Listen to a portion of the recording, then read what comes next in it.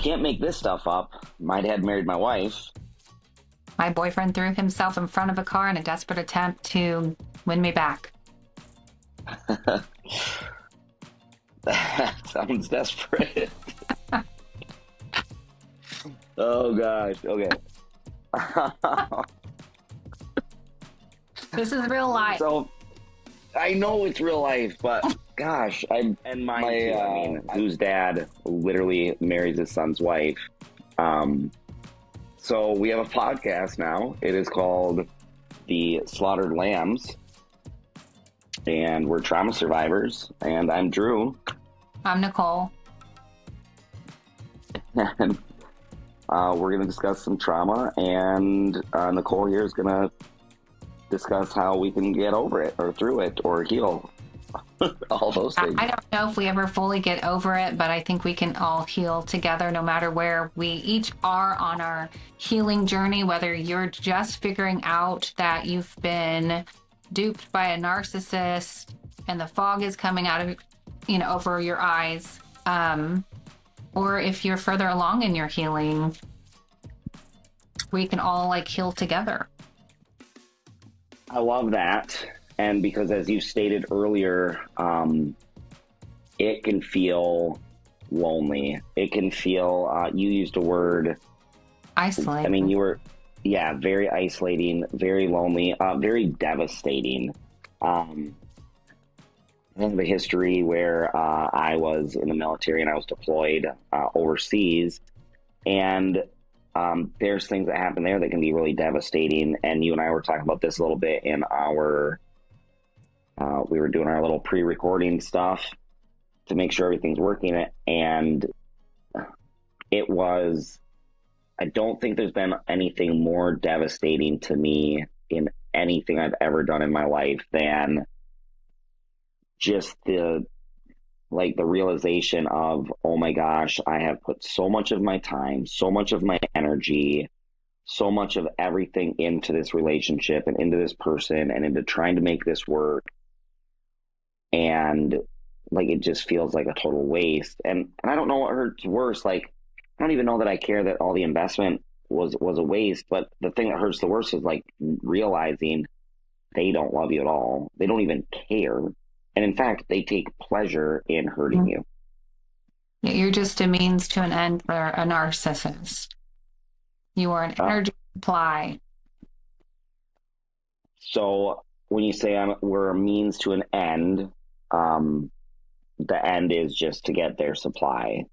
Right. Right. Take our energy to feel more powerful.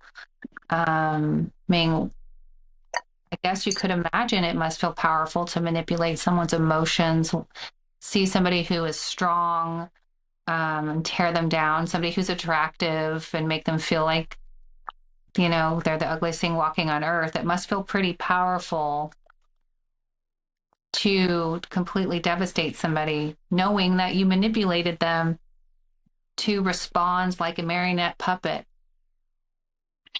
I suppose to that. Pull our string. Yeah. And they laugh with that little tiny narcissistic smirk on their face. I love that you mentioned that as well.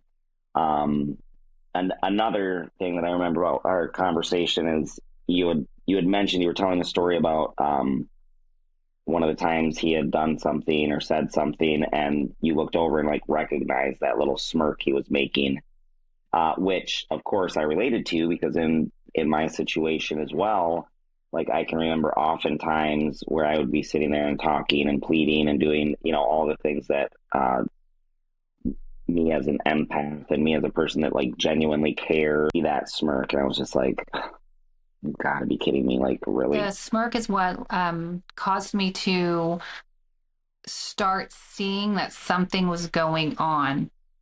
So I was in this narcissistic relationship, so confused, not understanding what's going on, feeling like a bad person, feeling ugly, unlovable, unworthy, all of these things I've never thought about myself.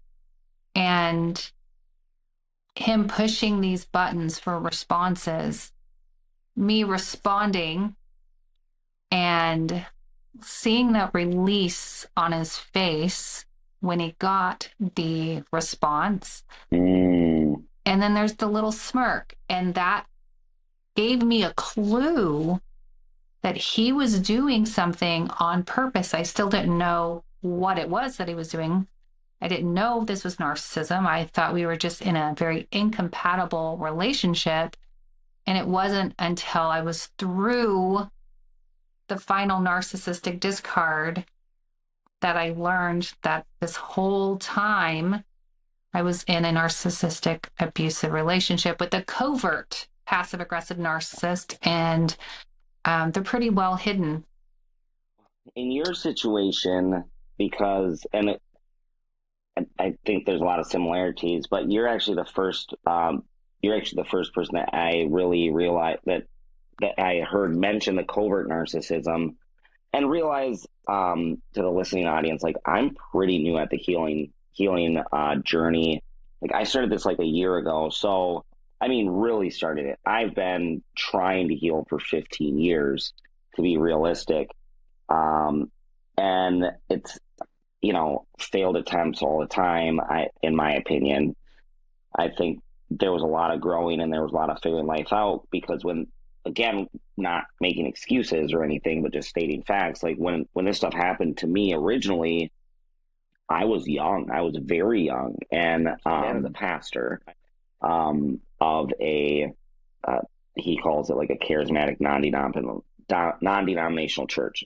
In my opinion, I believe it is a cult. I believe it looks like a cult. It acts like a cult. It smells like a cult. It feels like a cult. Seems like a cult to me. I have spoken with other Christian leaders and pastors and things like that. They have also mentioned it's a cult. A few of them have even mentioned that they believe what he does and what the church does is literally Satan worship, but in the name of Christ. So, do some quick background. So, I grew up in that, came out of that, was married, joined the military, came back to my mother dying. If you haven't followed my story, we're on TikTok. And if you don't follow Nicole, she's on TikTok, and it's blatantly obvious by her content. Number one, she is ridiculously smart and intelligent, very well spoken. You're welcome. I have a bunch of your stuff saved that I'll definitely be bringing up on these episodes just to show like because there's a lot of your content that really meant a lot to me, and really like opened my eyes to some things that I hadn't seen. So it's really exciting that I get to chat with you on a podcast. It's like awesome. Thank you. That means a lot because Well, you never know you're what you create, if it's actually reaching anybody, if anybody resonates with it. Because I feel like a lot of stuff I do is quotes, but it's quotes that mean something to me that I can relate to as a trauma survivor and somebody who's walking a healing journey, who's not 100% healed, but found a community on TikTok that I'm healing with. I love that statement, and I'm doing the same thing. I mean, it is a community, and gosh, it's been a year now for me. So I'm just gonna just pretend that they were my real friends instead of my TikTok friends, because then you're not alone. Just like, hey, you're all my friends now. It's I mean, fine. aren't we real friends? I mean, Yes, in yes, we are. the new digital age, we can have friends who live far away and heal together and connect. And I connect with your content too, even though we had different circumstances. They're similar because we dealt with narcissists, and their MO is by a playbook. And it doesn't matter if you are male or female, you deal with the same things. And if we've had this discussion as well, maybe you could never figure out why they became narcissists, how, whatever. There's a lot of varying thoughts. But when I look at his upbringing, his mother was definitely I would say more on the narcissistic side. His father was very subservient, so that'd be my grandpa. So he was very, very spoiled. I mean, to the point of almost disgust. Like as an adult, when I saw how him and his mother were together, I was like, "What the?" In my situation, why would I be specifically kind of picked out of the family or whatever? And you have said that narcissists need scapegoats, things like that. They don't like But truth tellers. man, they hate truth tellers. Boy, they That, want to keep you that's quiet. to be the scapegoat is the one who won't be quiet, the one who is Hmm. obstinate, the one who's the strong-willed child, the one who's difficult. And it's not And that like, fault, it's that we see it and we call it as it is. So they have to silence us. and that's the crazy thing too. Like you were saying, in your situation, they have to make you be the villain. You have to be the villain. Entanglement, you are the villain in their story. And I do think it's important that you mentioned that they're what they went through in their childhood. Well, one, many narcissists, it's a behavioral disorder, so many of them were either groomed or neglected. But even so, it doesn't give them an excuse for their behavior of harming others. They are conscious of the pain. They know that they're manipulating.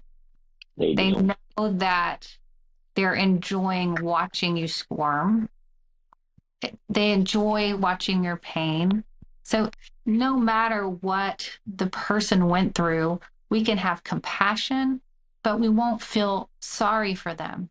Just like we are choosing to take our circumstance and use it as the fertilizer in our life so that we can grow something beautiful, they could have chose that path too, but they chose something different. And if they someday become a self-aware narcissist, like we see some on TikTok, and they choose to channel their narcissism differently, then so be it. But it's not a responsibility to help them You can't and help them. make an excuse that, oh, they had this terrible childhood, because that will keep you in the narcissistic abusive cycle. They hope, they expect, actually, they don't just hope, they expect you to be compliant. They expect you to be loyal. They expect you to keep on this cycle with them because you've done it over and over and over again. Right. So, I mean, until they discard you, it's almost like you can't escape without some type of awareness. Well, I think you have to have the awareness. And as you discussed earlier, they'll discard you, and then in many circumstances, they'll even try to reel you back in, so then they can discard you again. You don't want to make an So, and I've been in relationships beside. We were talking about the cycle, which was you're talking about too. I mean, I've been in relationships besides the relationship with Bill and my ex-wife, and I believe my ex-wife is somewhat of a she's somewhat of a something. She's got to be. She at least has those types of behavioral patterns and stuff. She was a young, vulnerable girl, early 20s, with a 1-year-old child, and he was 60 or something. I mean, he was. gosh, are you serious? He was 60? Yeah, so he's 71 or 2 now, and she is 30. She might be 40. So, I mean, they're 31, 32 years apart. Wow. So she was 20. He's I don't looking to remember. inherit all his assets, Good luck. you I, know? I doubt there's much left. So, why don't you take the listeners back to the beginning of your story that you had started earlier about your father marrying your wife, and then go into all of that with, because you two have a daughter, right? We have a daughter, and I think, I'll give a real quick for our first episode. I think we'll just kind of start with a quick overview, and then we can get into details as we go. He's looking So, to grew up a inherit pastor's child. I worked in the church. I was the children's pastor. At the time, the church, of course, was unable to pay me any type of real salary or anything, and even when they promised me a salary, they couldn't do it because they had a leader that they had to give like $10,000 to $20,000 a month to, and that came before they paid their own bills or anything else. Now, of course, Bill, my dad, referred to as Bill, he always got paid. He always had money, but no one else seemed to. So, but anyway, so I worked outside of the church. I was a realtor. I started a car shop actually with my brother and with my dad. So doing all these things to support the ministry, to support the church, right? And I'm a children's pastor, and I'm his son. This young girl comes in. They were from their whole family moved to Minnesota from Guatemala. Um, they wanted to move into the country. They did not have their work permits and any of those types of things. Um, at any rate, at some point they come into the church. I get introduced to them, and we in this church there's prophets and all this type of stuff. So, um, the prophet comes up and prophesies that her and I are supposed to marry each other. I really was not attracted to her at all. There was really nothing that I liked about her other than uh, she was a woman, she was a female, and I liked females. And she did help me in kids' church, and she did help quite a bit. Like she would always spend time with me, be right there, helping, and that was nice because it was a lot of work. So at any rate, I think we dated for about a year, then we get married. But you said Um, it in previous conversations about the marriage itself, it was more like a arranged marriage. it was very much an arranged marriage, to the point of like I asked my mom one time, like I don't really like her that much. Should I marry her? This and that. Um, she would say, "Well, you don't necessarily have to be attracted to her. Just make sure you guys can get along," and blah blah blah. They would give me all this godly advice that I shouldn't have lustful thoughts and things like that. Um, and so I wasn't supposed to be attracted to her or whatever. Funny side note: one of the reasons I did marry her was because we did sin in the eyes of God before we were married. Because according to we were involved in sexual immorality. This is something I've really never said publicly, but it's not like I am trying to hide it or care. But she used to come. So I was, again, we were pretty young. I think I was maybe 19, 20, something like that. She's the first girl I'd really ever been with. And she would come over to my house at like 6, 7 in the morning and jump into bed with me and, wake me up and then whatever. And then I'd get up and I'd go to church and we had morning prayer. And so I'd have to like get up feeling really guilty, knowing that I had just sinned. And then I'd go pray for like an hour at church to that, hoping God might forgive me. So like, I know it's not religious, but none of this is real God. Okay. I'm just going to say that. Oh, and Just, awful that they used religion over you to make you feel guilty about biological things that are natural. yeah. I mean, the guilt was insane. And I think at some point, maybe we get into some spiritual abuse. For sure. So yeah, so we end up getting married out of number one, arranged marriage, number two, necessity of marriage, of me knowing that I have to marry this girl because we've already basically consummated our marriage. I mean, we had consummated our marriage before marriage, and I don't want to go to hell because I've been taught that, this is my mindset at the time. I'm taught that hell is, it's going to be torture, it's going to be this, it's going to be that. So I'm like, better marry this girl. So we get married. Ed Dufresne and Bill Matthews both officiate my wedding. Ed Dufresne is the prophet. He later blows up in an airplane, his own airplane, So which is funny. He had on, oh man, he used to get up in church and say, "I'm God's favorite. God gave me an airplane. I'm blessed. Like, he loves me more than you." I mean, it was ridiculous. thing. It's a little arrogant. Hmm. He said that God had to give him, he had to fly in his own plane because God had blessed him and his anointing was so strong that he couldn't get on to a commercial airline, Wow. like a commercial jet, right? Yeah. Because the people were so dirty and gross, they would, take away from his anointing, which that's the opposite of the Bible. But I was just going to I mean, ask if you wanted to share a little bit about your your daughter and the situation there. yeah, so we have a daughter, and so yeah, we had a daughter after marriage, and I ended up I was in the military, and I left to do duty for the military. They moved my daughter and my wife into my dad's house to take care of my mom, who was dying of cancer. And then my mom died of cancer, and then I was quickly divorced.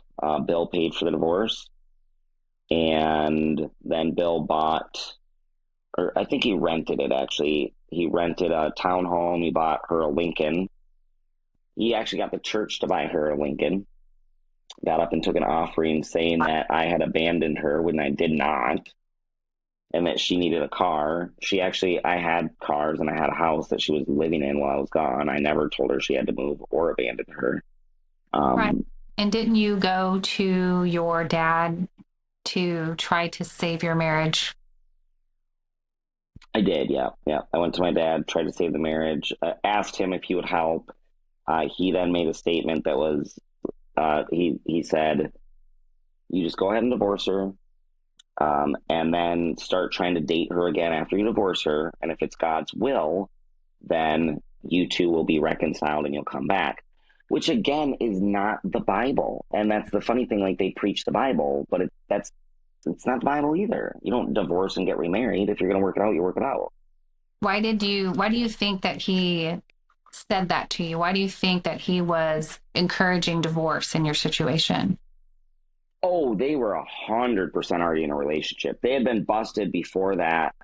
Like he had been walking over to her house at night, got caught multiple times. To my house, I'm sorry. He had been walking over to my house that she was Wow. living in while we're still married. Like Terrible. the day after my mother died, like before the funeral, even. No. Yep.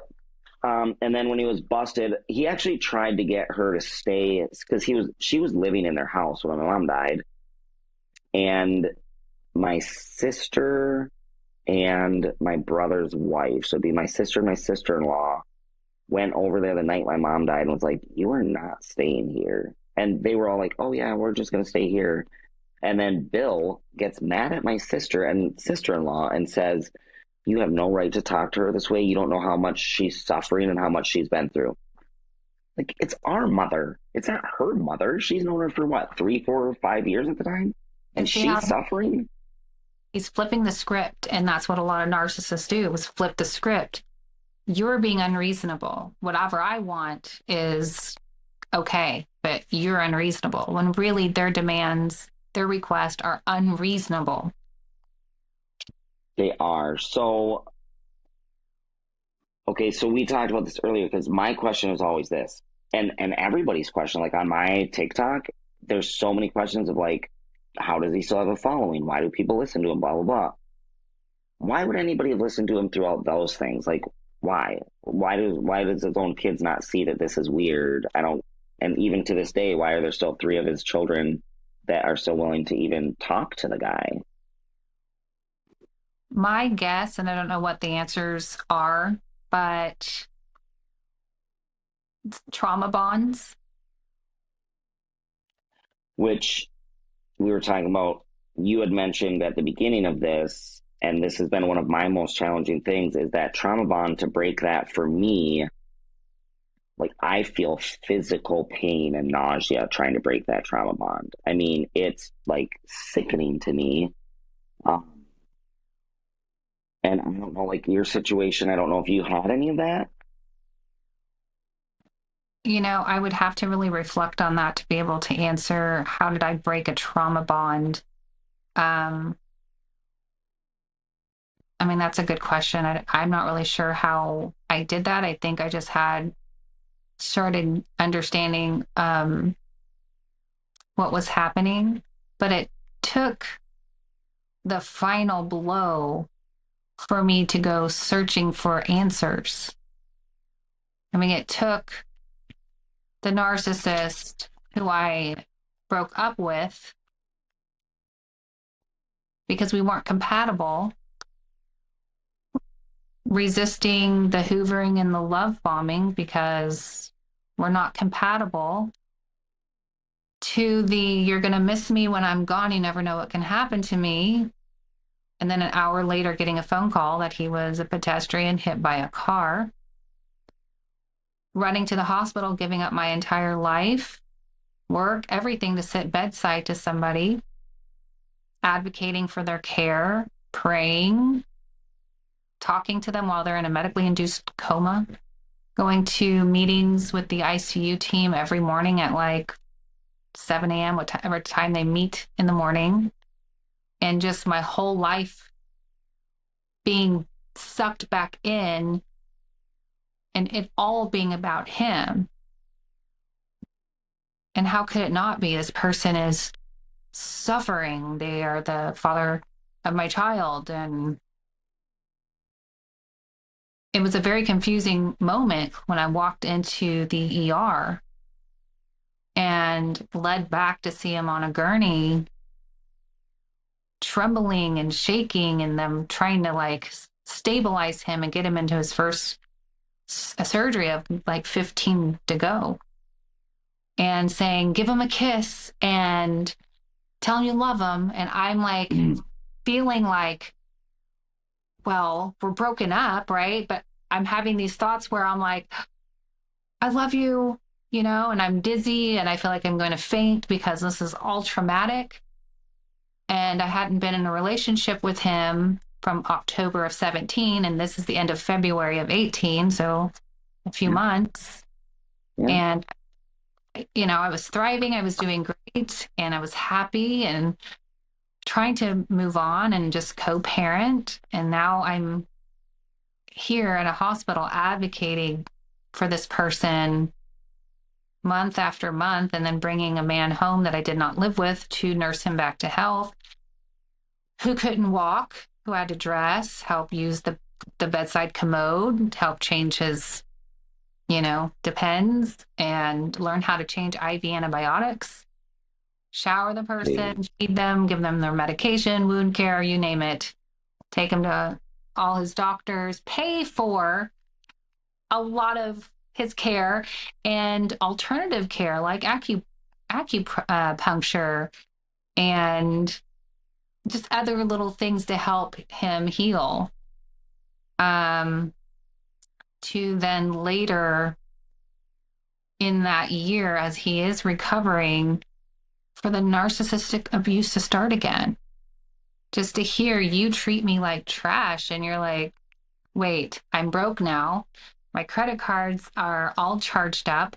I'm almost losing my business because haven't been at work much because I'm taking care of you. I also have at that time two kids living at home. One went off to the military, so there was three at home. One went off to the military, and then I had two kids at home, which one was still like a baby. He was only 2. Trying to take care of my kids, my pets, my yard, try to make some money and taking care of this person. And for them to just look at me, or him to look at me and say, you treat me like trash. And it's like, you can't trick me anymore. Maybe before he could make me feel like I was this terrible person, but I'm like, you can't trick me anymore. I know what I've done for you. And his family didn't show up and do very much for him. Maybe flitter in and out of the hospital here and there, but there was nobody loyal to him. In fact, the family members stole things from him. The brother stole his cell phone while he was on his deathbed. I'm like, it really revealed to me what type of family he has, and they were just horrible. They're horrible people, very horrible people. But so he was on the neglected side of his family, you think, or was he babied by his mom, or? His mother is a very overt narcissist. Okay. You meet her and she's one of those loud, flashy. She actually thinks she's like a Kardashian, and her one of her grandsons. Basically, I always called him like her mule because he's always carrying her bags and stuff for her. Um, so he, I believe, was groomed by her to be a covert narcissist. So he's the golden child. He's the good one. The oldest brother is the scapegoat. He's the drug addict. He's the bad one. The middle son Sure. passed a handful of years ago. Um, so how can a narcissistic mother really care about her children? But she Okay, did that's a good point. got news as a, broken-hearted mother who lost a son, and now Mm-hmm. her son's in the hospital. And but while he was in the hospital, you were at weddings and baby showers and doing Zumba, and you just really weren't there. I think they were actually hoping that he would die so that a little bit of stuff that he did have, they could sell his cars and take his money, just take whatever he did have. I mean, they expected Hmm. him to, in my opinion, if you're stealing the cell phone, which I was paying for, by the way, I was like, where's my cell phone? That's my cell phone. You stole my cell phone. Of course. Get Right. get over it. The cell phone's gone. Well, why are you stealing his cell phone? I mean, assuming they think he's going to die, which he miraculously lived. But I just remember being in that chapel, praying day in and day out for this person who's later going to betray me. So the narcissistic abuse starts again. And at this point, I'm running out of money. So I'm asking him to sell one of his cars because that's something that he did for money, was buy cars, fix them up, and sell them. And any time in the past that I needed any type of help of any sort, he never would show up, and I just have to figure it out. I was just going to Quick ask if you wanted to question. share it. I'm assuming anytime he needed help, you were there for him. Well, of course. Right. And in Right.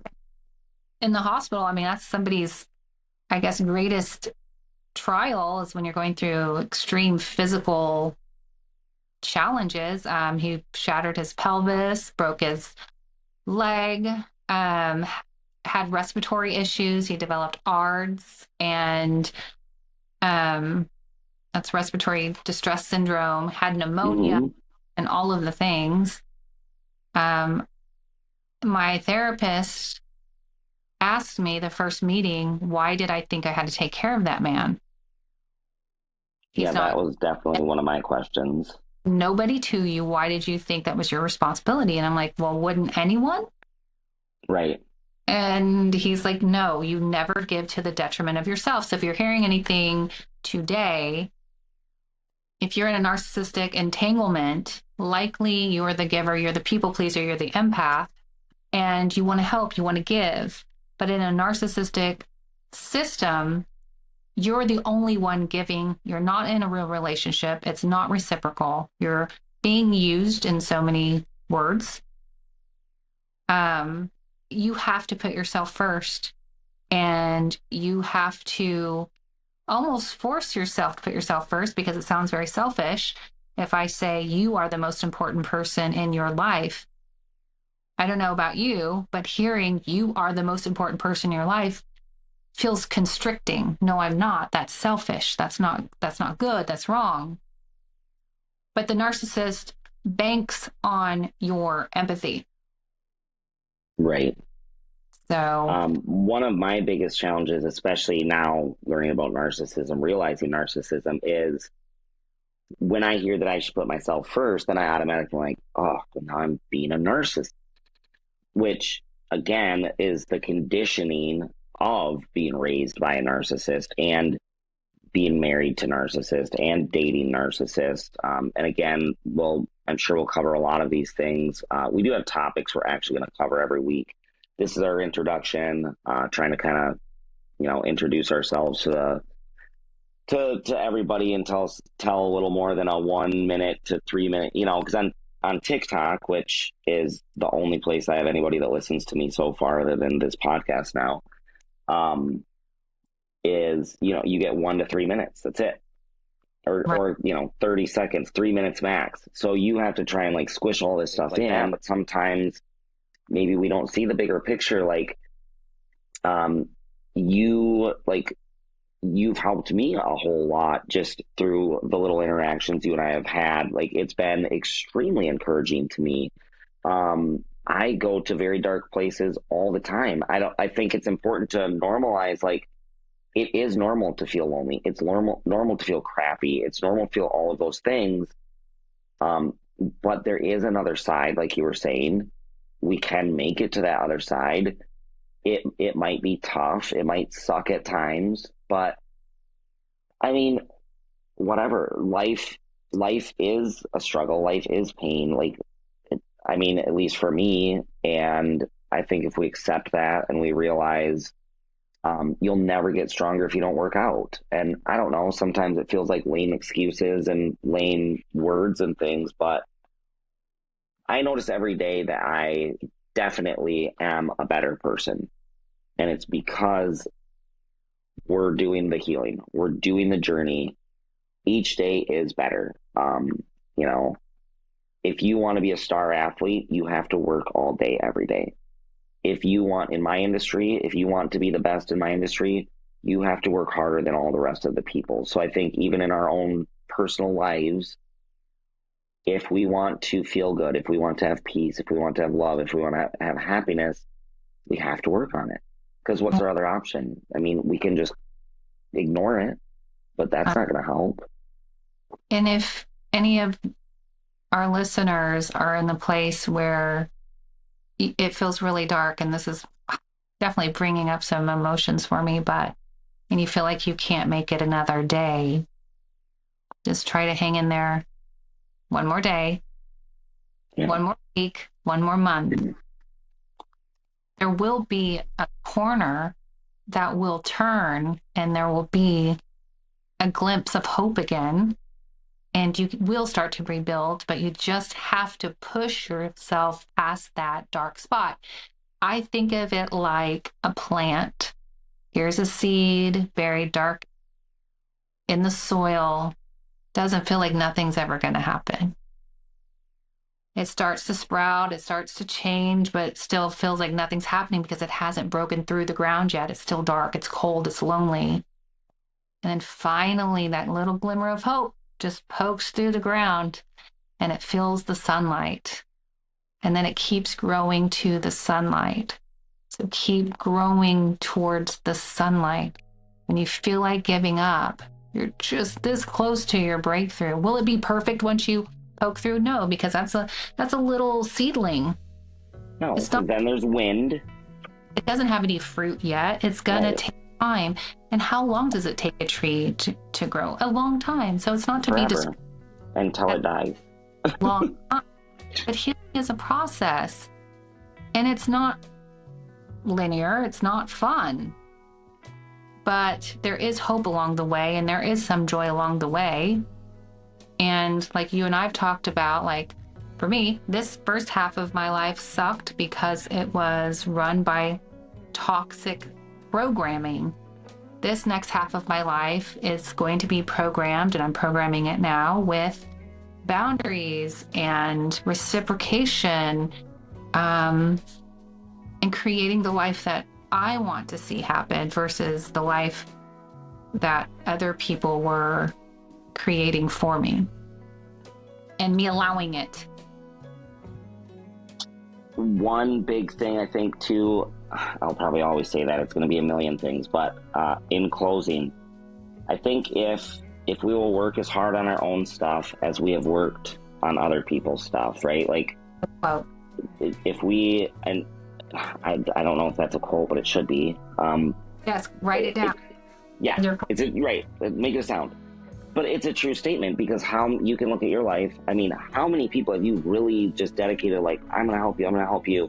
You know, I can't even make a list of how many people I've helped paint their houses and do this and do that. All the meanwhile, my house needed paint and nobody showed up to help me. Right. And I'm not saying that as a pity party. I'm saying that as an encouragement of like, if we will help ourselves, how we help others, if we will forgive ourselves, how we forgive others, Yeah. it's like we will accomplish so much. I mean, we will have a wonderful, awesome life. everybody for joining us on our first podcast. We hope First that one you ever.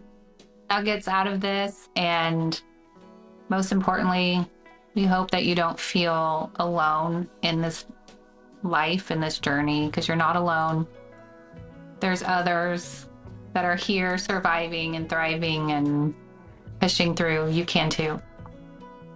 You really can. I like to always say I believe in you, because I do. I think you're doing awesome to the audience and also to you. And yeah, that's it. And then I think you wink at people. I do wink. Follow me on TikTok. I'm polkadotsandsunshine. Share a lot of positive, inspirational quotes that probably only narcissistic abuse survivors understand, trauma survivors understand. And of course, follow Drew. Yeah, I am. So I am not really sure. That's literally my TikTok name. It's at not really sure, because, I don't know. My son said it. But yeah, the most important thing is follow this stinking podcast and chime in. Give us, if you have specific topics you want, write them in there. Like, if you have certain questions you want, write them in there. Everybody for joining us on our first podcast. Tune in next time for another Slaughtered Lambs podcast episode. We really appreciate you. We do, and we are so excited to heal together in this journey. It's going to be fun. All right, we'll see you next time. Signing out. Signing out.